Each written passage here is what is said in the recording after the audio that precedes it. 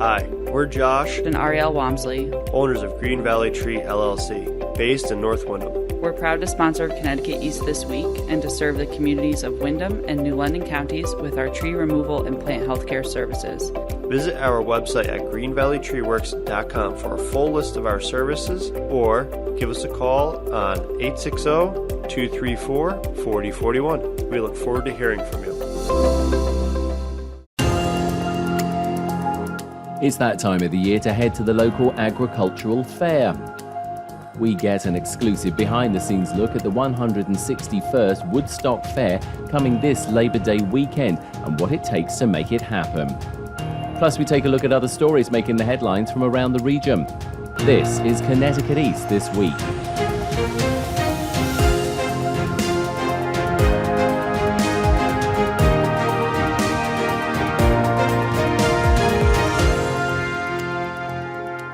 Hello, I'm Brian Scott-Smith. July through September marks agricultural fair season in Connecticut, and there are plenty to choose from across the state, both big and small. From the food to the animals to the thrill of the fairground rides, it's a family affair and something people look forward to. But while we walk around enjoying ourselves, what does it take to make a fair happen? I caught up with Jeff Gordon, acting president of the Woodstock Fair, a few weeks before the fair was due to open on the Labor Day weekend to find out more. Jeff, we can hear lots of noise around us. The fair is coming up, Labor Day. Flurry of activity. Tell us a little bit about, what it takes to put this fair together every year, because it's in its 161st year. It is 161 years of fairs. That's remarkable. It takes a huge amount to get this fair up and running. People think it's just, flurry of activity a couple of weeks before. Once we finish a fair, the next day, we're starting to prep for the next year's fair, and it's a continued process. Right now, as we can see around us, there's tons of people setting up tents, getting animal stalls in, doing all sorts of mechanical, electrical stuff. Lots of activity. This is a big fair, a lot of animal shows, a lot of vendors. We have a big carnival, a lot of stuff for kids, and there's tons of people behind the scenes that you don't see who are doing huge amounts of work, starting with our general manager, Susan Lloyd, everybody in the office, our superintendents, our directors of the board, and everybody else who volunteers. They're all out and about during the day and night, getting a lot of stuff set, and literally right until the gates open on Friday, we're still doing the final touches, getting everything as perfect as we can. You touched on volunteers. Are you all volunteers? Because I know that you are a doctor, so you have a day job, so I'm guessing everybody else has day jobs as well. That is true. The board is all volunteers, including our officers who are members of the board. We have a lot of life members who are part of our organization, and we have a lot of volunteers as well. Some of them do get paid stipends if they're judges or they're superintendents of certain departments or divisions during the fair. But everybody else in our office, in the leadership, we're all volunteer. We're happy to do it because we're committed to the fair and the mission of the fair.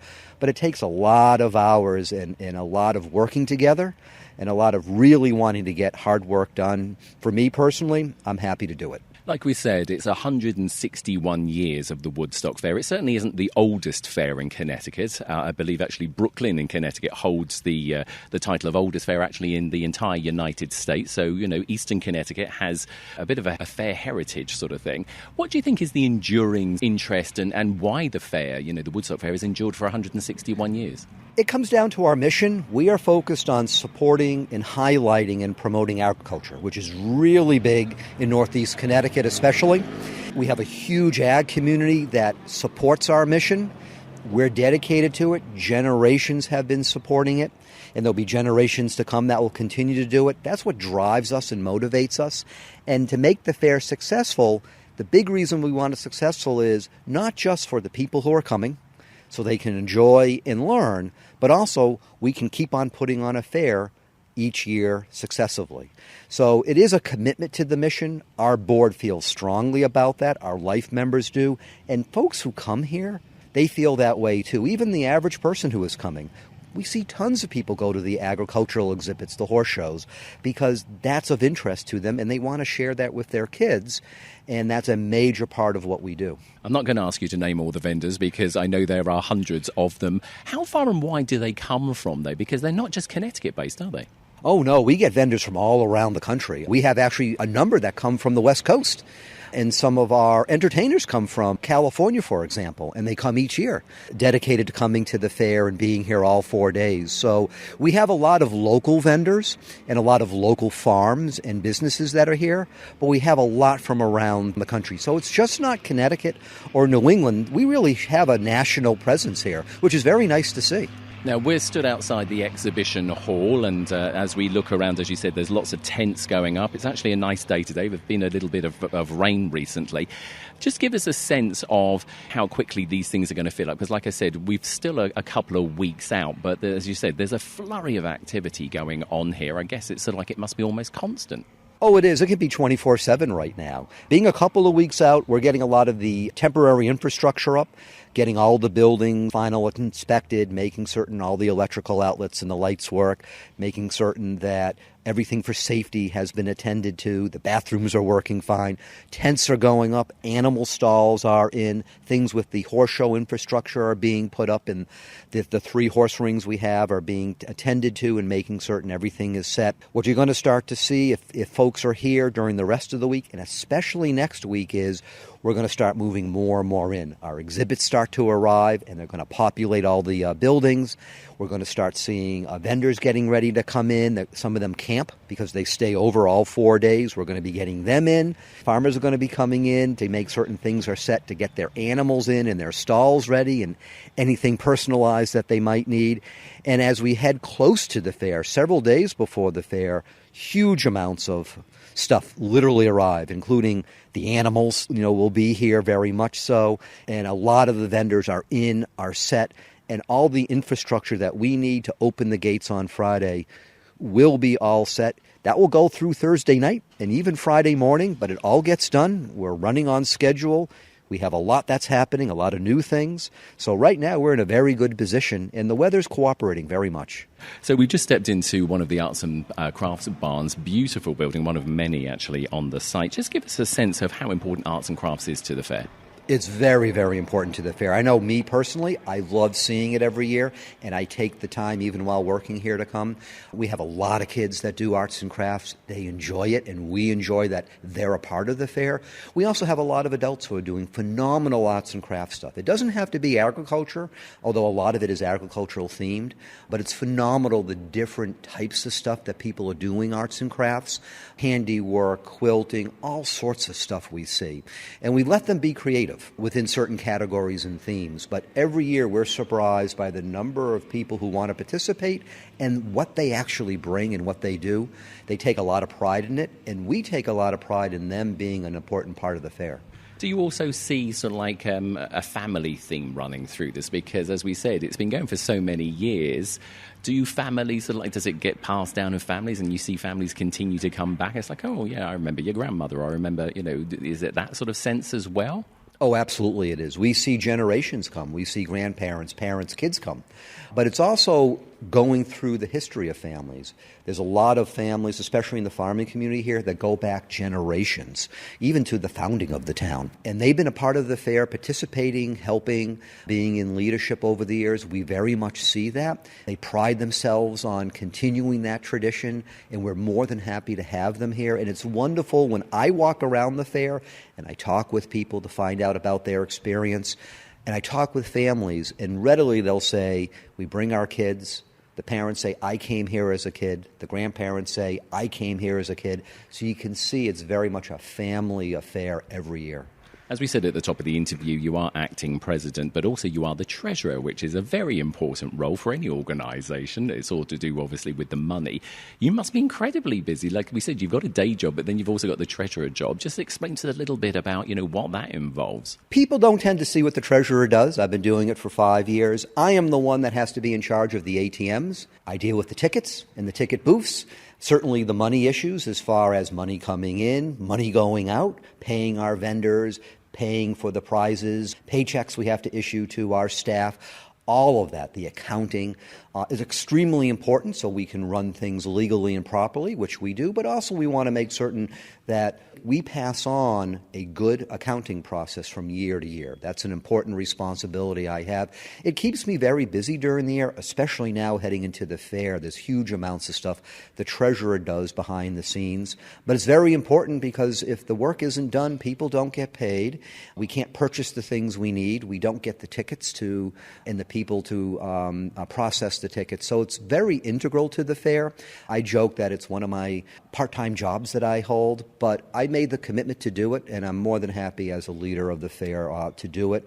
And I hope that there'll be someone who would take over after me and enjoy doing that as much as I enjoy it. Can you give us a bit of a sense of how much it costs to actually put on the fair on a yearly basis, and what's the economic impact as well locally? Well, we can be talking, well over $1 million.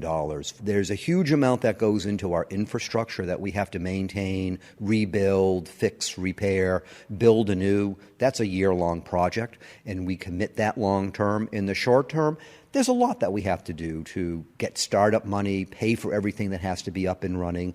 So it is a heavy accounting process, and we handle it very, very well. But it's a year-long process. So what I tell people is, what we get in for revenue is not as if we're just sitting on it all and do nothing. We turn that money around, and we are putting it back into the fair so we can have another good fair next year. For example, the building we're in, we have to paint it, we have to repair it, we have to make certain electrical is working, safety is, all the buildings here, we have to do that, for example. That requires money. But that's why when we make the money from the fair as a nonprofit, it goes into things like that. And also to expand what we need to do. For example, this year we're going to have a goat show again. Well, we're spending money on that. That's fine because it's important to do, and we've made the commitment as a board to do that. And that's why people don't see the money we generate, what it goes into. But it's literally all the exhibits and all the infrastructure, and that's what we maintain every year.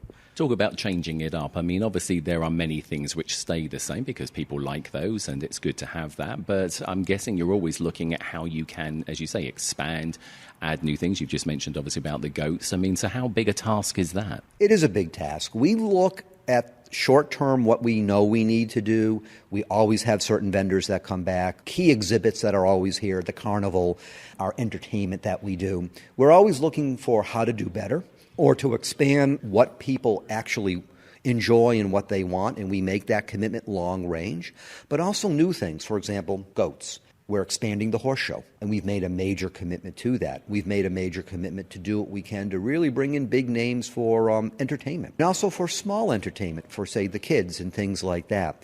We make a big effort as well for, like, the kids to have more entertainment for them if they can't go on some of the main carnival rides. We've opened up last year a new area for the kids for kind of small kiddie carnival stuff that they enjoy. So we're always getting input and ideas, but the core commitment to who we are and what we do, especially agriculture, that doesn't change, and we very much focus on that every year. This is one of our big buildings. It is a main building inside for a lot of exhibits.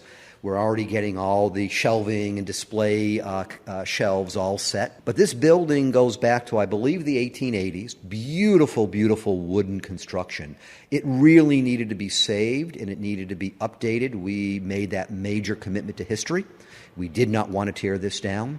And on the other side, we redid the grandstand seating and made it better and safer for people who are sitting and watching our main entertainment shows during the day and at night. We're very proud of this building and that we can maintain it because it really connects us back to the origins of the fair. And it came out beautiful for us and even more functional than it was previously. It is a gorgeous space to be in. When you see all the exhibits here and you see all the people in here, it is a beautiful video and picture to take.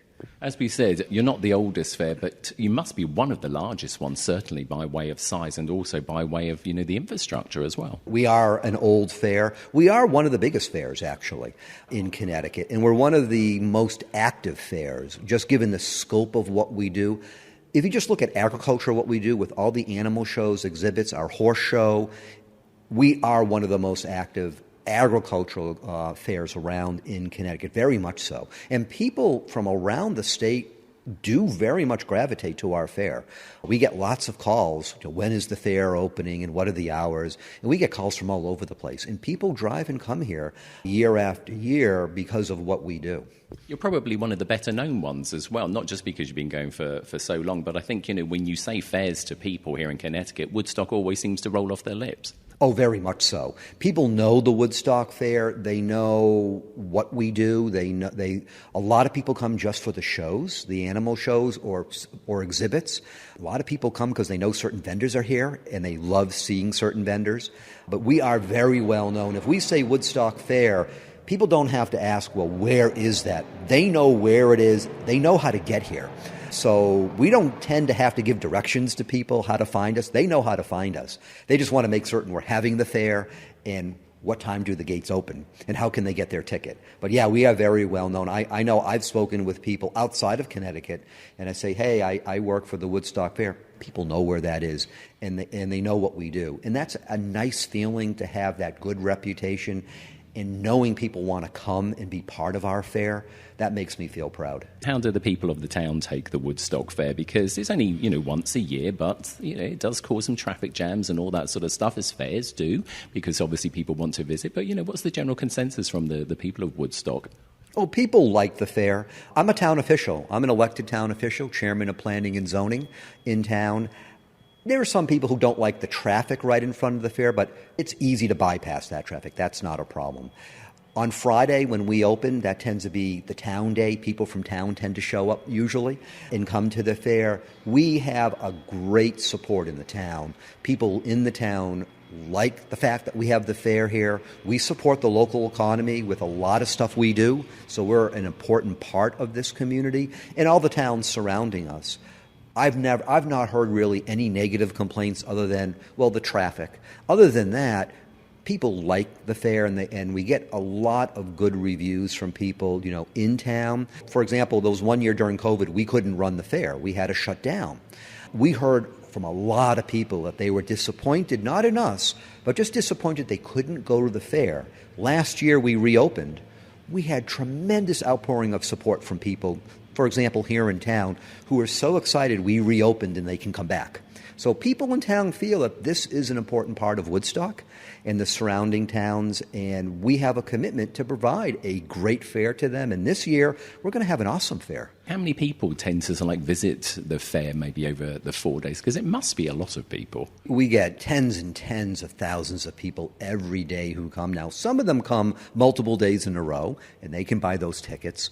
But we get a lot of people who just come for the day. Our numbers are high. We have a huge number of people who cycle through the fair. We make a commitment to accommodate them, but we also make a commitment to provide them a great venue, a lot of opportunities and variety, but also as safe of a fair as we can. We are mindful of that in this day and age, and we have a major commitment with our Homeland Security colleagues, our state police, and our local security to provide that for people. So anyone who wants to come, the gates are open. We have tickets. We have space for you here, and we have the safety in place, and you're going to enjoy it very much. And a lot of great vendors, and for me, a lot of great food. I enjoy the food here. I was going to say, talk to us a little bit about the food, because obviously fairs are renowned for the fried dough and the donuts and all those other good things. But you can get some cracking stuff here, can't you, at these various fairs? I mean, there's some phenomenal food that comes here. There's a lot of food. When I'm here, and I'm here working every day, I have breakfast, lunch, dinner, and sometimes evening snacks here. There's the typical carnival fare. You're going to find your cotton candy and fried everything, fried dough. We have tons of vendors that will provide certain vegetarian things for people. All sorts of meats are out there. A lot of creative stuff from local farms, for example. The kids love, of course, a lot of the sweet stuff and the candies that a lot of the vendors have. There's a gigantic variety. We have a lot of local nonprofits that run food booths in the morning for breakfast and all throughout the day, and they make money for their organizations. And we support them and have dedicated spaces for them. For me, I enjoy the food. My wife's a heart doctor, so she says this is my time to eat whatever I want, regardless of how good it is for me. But one of the reasons I like getting the food here as opposed to bringing it in is I'm supporting the vendors and the nonprofits. And I can tell you when, like in the morning for breakfast, there are lines at the vendors for food. Throughout the day, there are lines. People are wanting the food and they enjoy the food. And it's a good part of the experience because enjoying that type of food stuff, especially new foods or local foods from farms, that's important for people to see and the kids to see as well. So we have a whole section for those types of vendors. Several major rows on the back side of our fair where they're lined up is one of the busiest parts of our fair. The age that we live in, when it comes to things like food or whatever, we just walk into a supermarket or a corner store, pick it up and think nothing of it. This is a chance for people to understand how their food is grown and where it comes from as well, isn't it? Oh, it absolutely is. What I tell people is if you don't have farms, you have no food. I know educating my son growing up, I said, you can go to the supermarket and buy what you want, but if there aren't farms and farmers providing it, the shelves are going to be bare, basically. So this is good education for the kids, but it's also for everybody as well to say, there is an active agricultural community. This is why we support it. This is what they do. Agriculture just isn't growing corn, for example. It is wide-ranging, and we display that here. But also to show what are the processes. The animals. How do you raise the animals? How do you care for the animals? How do you grow the food? How do you harvest the food? How do you get it to a market? What does it really take for the people to do it, the equipment to do it? This is part of what we show. And for the kids, this is a great, great way for them to understand how they get their food, but also to appreciate the fact that if you're not supporting agriculture in general, you're not going to get what you want with food. And it's an eye-opener for the kids, but it's an eye-opener in a good way, and we want to promote that positively. I know the state works with us during the fair through the Department of Agriculture and a lot of other local organizations, and even the federal government does to help us do that type of education. And you'll see exhibits all throughout the fair. Some of our vendors even do that too, to provide some of that educational stuff. That's a core mission for us. We do that every year. People may not think we do it, but it pervades everywhere in this fair. And we make that commitment every year. And the agriculture community knows it. And we work with them. And that's why you see a lot of folks in agriculture in the area volunteer and work with us because they want to keep that going too. So it's a beautiful relationship all around. We have a whole crew of maintenance people behind the scenes, electricians, others. So people think that it runs flawlessly. That's nice that they don't see the organized chaos behind the scenes.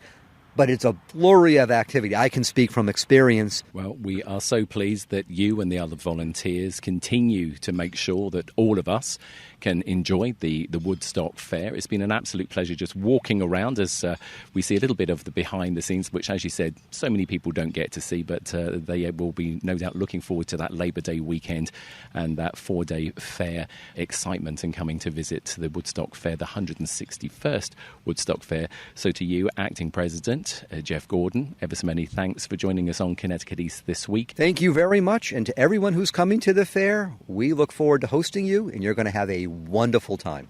And the Woodstock Fair opens on September 2nd through to the 5th, and you can find details about it at their website, woodstockfair.com. And for a complete list of all of Connecticut's fairs for the 2022 season, head over to ctagfairs.org.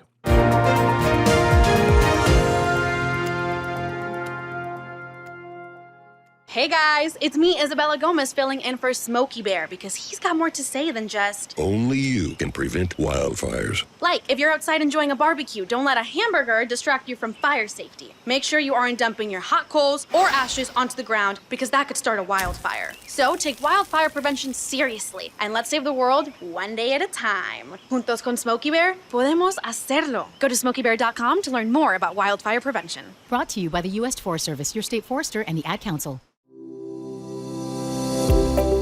Fall will soon be here, and now's the time to start thinking about fall planting and maintenance. From your trees to your plants, now's the time to book ahead with Green Valley Tree, LLC. Let us set up a fall maintenance plan for you to make sure your yard is ready for when winter arrives. Contact us via our website at greenvalleytreeworks.com or call us on 860-234-4041. And don't forget to ask us about our 100% no money down financing too.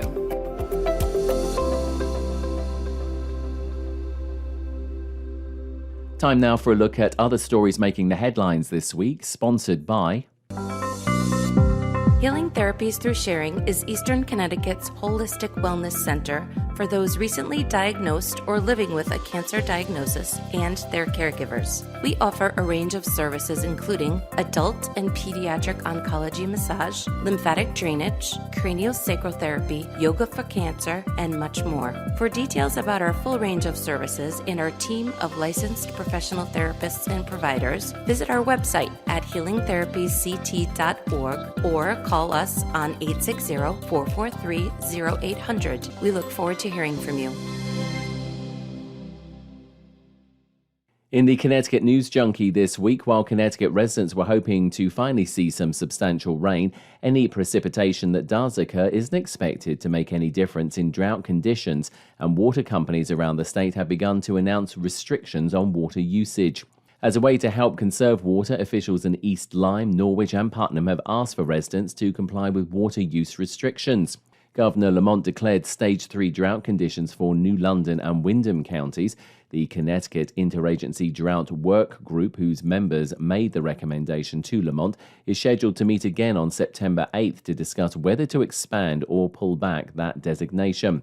Health officials in New York and Connecticut are continuing to monitor wastewater in both states after a case of polio was reported in New York in late July in Rockland County. They hope the monitoring will be able to detect just where the virus may be circulating so they can inform local communities that may be under-vaccinated for the disease. Dr. Howie Foreman is a professor of public health at Yale School of Medicine and says polio in developed countries is rare. In areas that are under-vaccinated, you can have small or even medium-sized outbreaks. And that's what we've been seeing in various parts of the world for the last several years, but almost never in a developed nation. You just don't see it in the UK and the US or so on. But now we have evidence that there is an outbreak in the US. Foreman says people who have been vaccinated against the disease in the US, even with an oral vaccine, have no need to worry. Even though we describe the current outbreak as being from vaccine-derived poliovirus, this does not mean it's being caused by a vaccine. It means that in a population where initially someone was given the oral polio vaccine, the virus mutates in that person and reoccurs only in people who have never been vaccinated. Oral polio vaccine was replaced in the US back in 2000 for an inactive polio virus vaccine instead. And Foreman says if you were given the oral vaccine years ago, you are protected from polio. Polio disease, although rare in the US, can lead to permanent paralysis and in rare cases can be fatal, affecting the muscles used to swallow and breathe. And US Senator Richard Blumenthal joined with environmental advocates in Old Saybrook to urge President Biden to permanently protect and preserve Plum Island in the Long Island Sound as a national monument. The controversial island has been the home of the Plum Island Animal Disease Center since 1954, helping to protect the nation against accidental or intentional introduction of animal diseases like foot and mouth disease. Blumenthal said its checkered history is what's helped to save it until recently. The research facility prevented development and enabled the birds and wildlife to continue nesting and growing and using the island, because as dangerous as the research might have been to them if the diseases were released, they were kept properly quarantined and safeguarded. Conservationists successfully won a decades-long fight to stop the sale of the island to potential developers in 2020, but its future is still uncertain once the disease center moves to Kansas around 2024. If the president agrees to the national monument proposal, the 840-acre island and its flora and fauna will be preserved for generations to come.